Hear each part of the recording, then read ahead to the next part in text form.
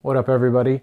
I'm Mike, and I'm going to take you through a very simplified approach of what is user experience and specifically what is a user profile. So this video series I'm going to be doing is going to be on user experience, UI design, and designing some sort of project like a website or something like that. That's what we're going to do together. And we're going to start with discovery, then we're going to go into UX, and then we're going to go into Adobe XD and design some UIs, and then we're going to go into ProtoPie and do some prototyping. So it should be really fun. If all goes well, we'll go from ProtoPie to Webflow. Wow, what a lot of stuff to do.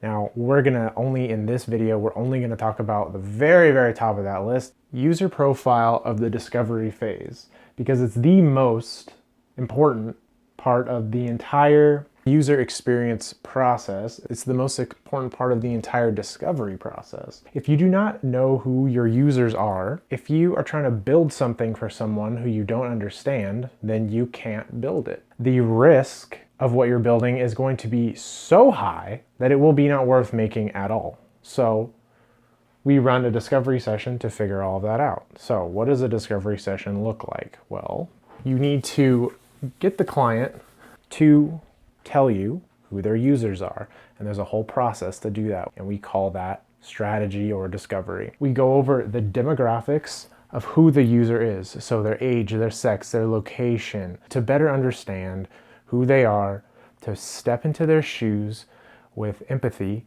and to figure out who they are, what they like, what they don't like. Their psychographics of fears, ambitions, and triggers. You know, what are the kind of things that drive them crazy? What are the kinds of things that they love? What are the kinds of things that when it happens to them, they feel amazing? Another extremely important thing is the user needs. What the user needs. Wow, that was a really good definition that I wrote up there. So we define the demographics, age, sex, and the location. We define the psychographics, the fears, ambitions, and the triggers. We define what the user needs.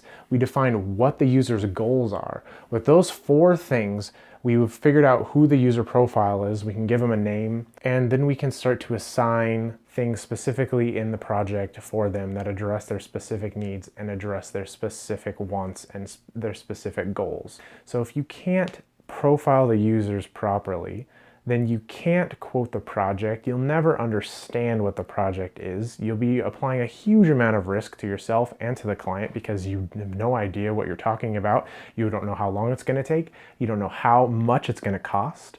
And you don't know what are the attributes that need to go into the project to make them successful. How will you define if it worked or not? How will you define if your project was successful?